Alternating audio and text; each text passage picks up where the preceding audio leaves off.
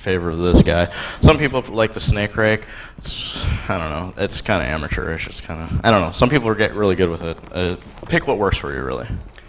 The first technique you're going to learn as a beginner locksmith is to rake the pins. Normally I started out on doing that with a standard half diamond pick.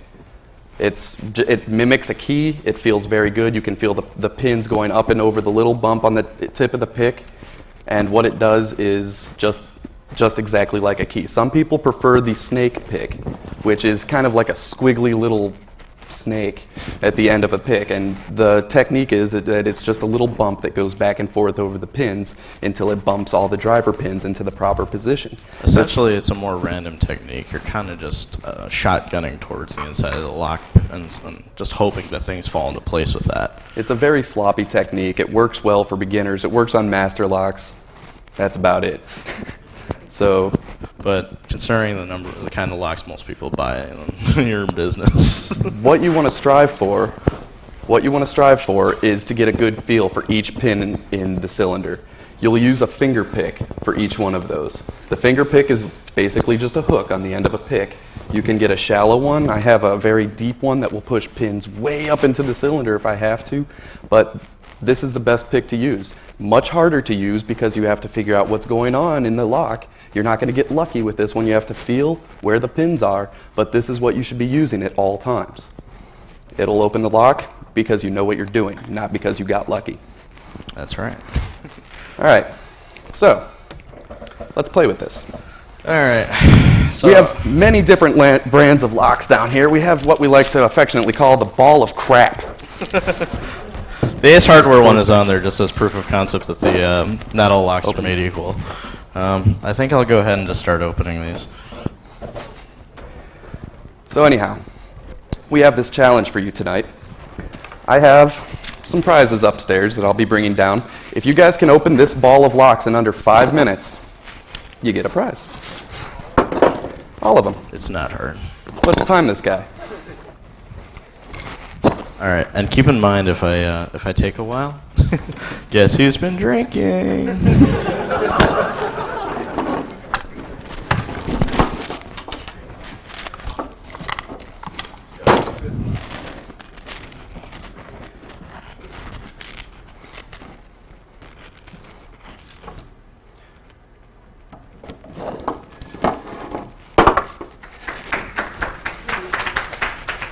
He's not done It's not yet. that impressive.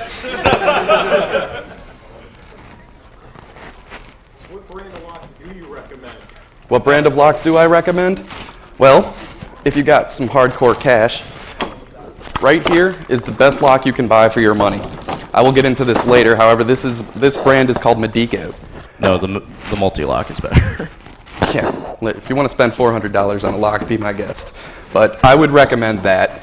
They're pretty expensive. They're normally about $80 to $100 for the hardware, and then for a keying fee, their locksmiths will charge anywhere between another $50 to $70 on top of that. So you're looking for a little bit expensive for a lock for your door. But if you're serious about security, that's what you want.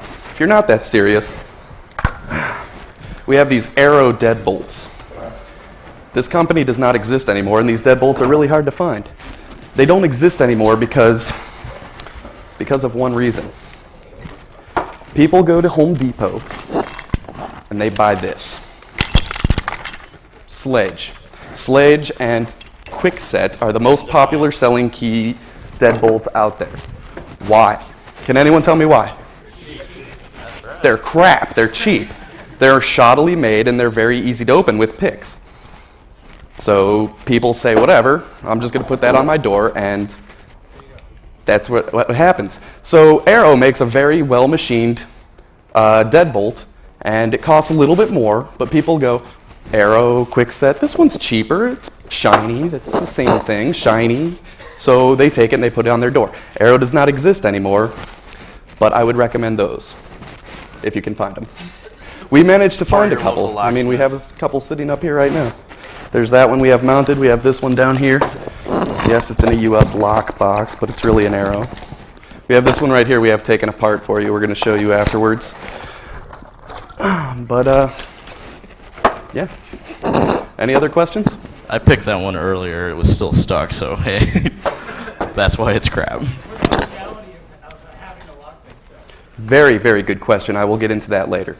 So just hold on that for a second. Anything else?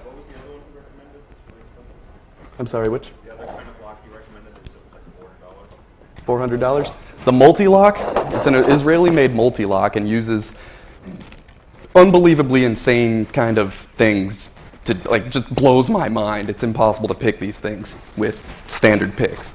So I'll explain those later in my Time. talk, but it's called multi-M, like 2.5 minutes, I don't know. Fantastic. All right. So anyone breathes All right. that, really not that impressive. Trust me. Because right, no, so no, you- you win something. I'll figure out. You what. just guarded your tool shed with a dozen master locks, and it took him 5 minutes to get in. Good job. Money well spent.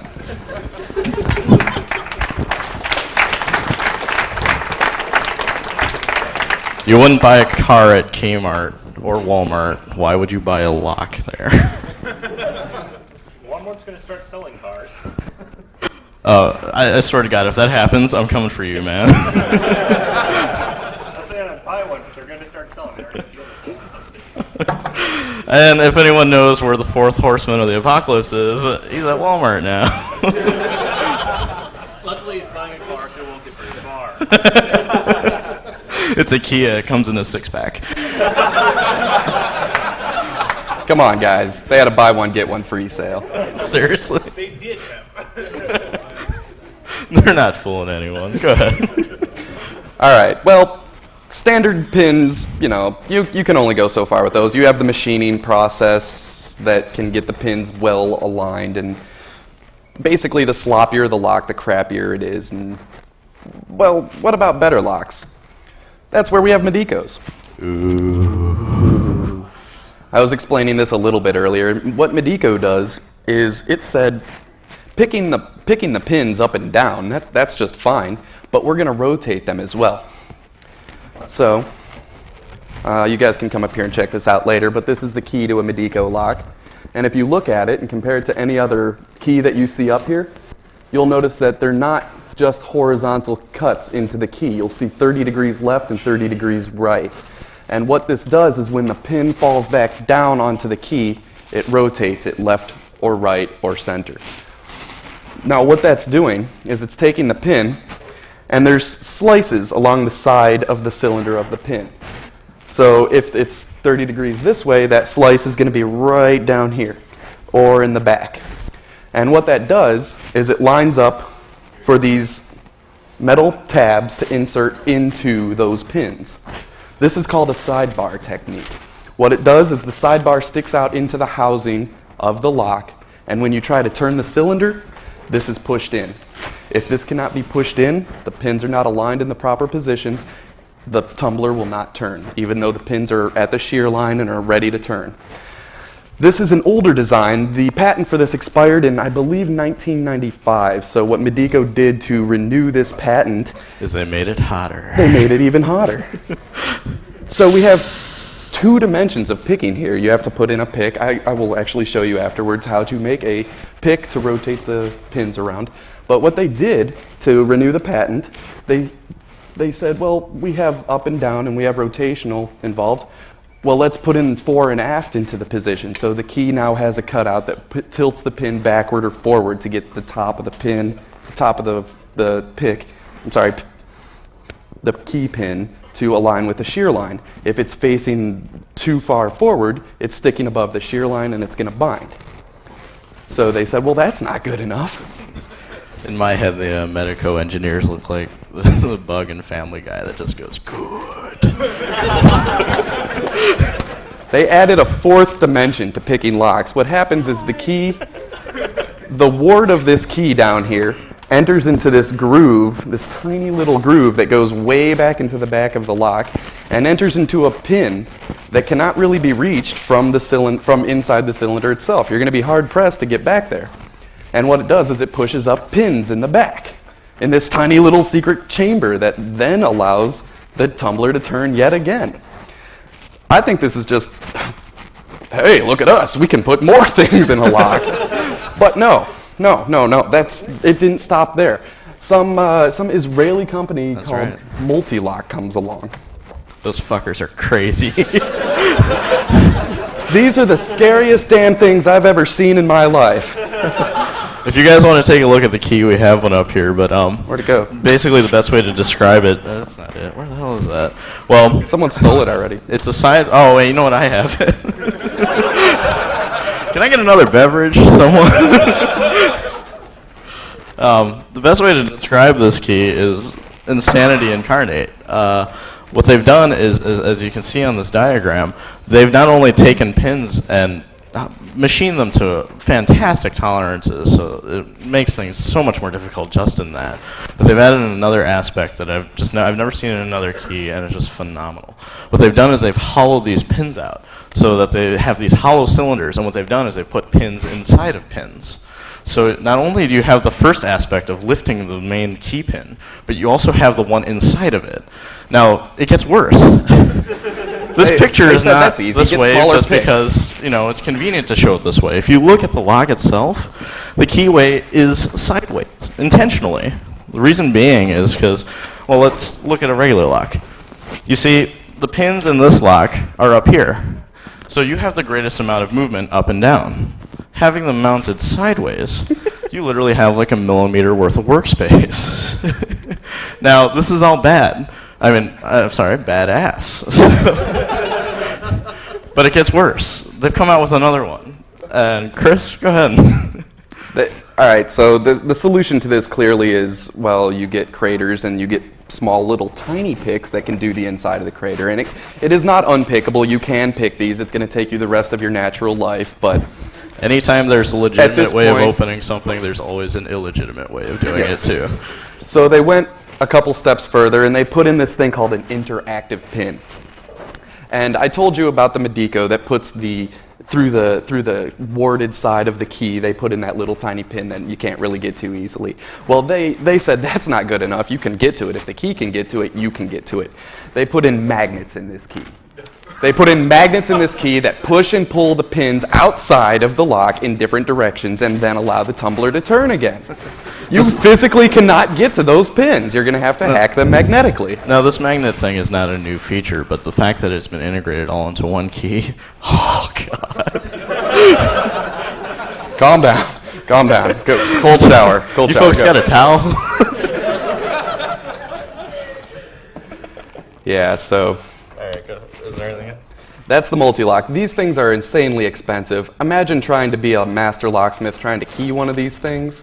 The just locksmith look who at it. lent this lock to us said, don't lose the lock because I don't have another key and there's no way in hell I'm making another one. There's a lot more complexity to it than that up here. I mean, at the shear line, you're going to notice what's called like a wafer that sits there, and if one pin isn't picked properly at that instance in time, all of them are not picked properly. This wafer, if one pin, the inner pin is too high, it's going to keep the driver pin too high. If the outer pin is too high, same problem. So you're not going to be able to tell which pin you have picked properly. So you might be wondering, you wandered in a room that said basic lock picking. Why are we showing you these crazy ass locks? Well, the reason being is because unfortunately the whole industry is suffering a problem, namely Walmart, Home Depot, all these sort of grocery store-esque stores that are selling these really cheap, dirt-ass piece of crap locks, and people don't know the difference. Tell us how you really feel. You're never going to find technology like this inside of a regular lock. And I know I don't work for Medico or Multi-Lock, but God, that'd be awesome. Unfortunately, these locksmiths who actually know how to support a lock like this, who could key something like this, are dying off because people aren't going to them for their locks. They're not getting their locks changed when they should. And of course, this crap is just, is just prevalent everywhere, and as more and more people are able to get the tools like lock picks and such, believe me, they're really easy to get them. We're selling them. The issue of cheap locks being a security issue is getting worse and worse. I mean, you can pick most home locks with some paper clips if you're good, and it's just ridiculous to just think that not supporting these guys is going to help at all. Like that Home Depot is going to go ahead and start stocking this stuff because they won't, because, well, you need trained professionals to do this sort of thing. I And hold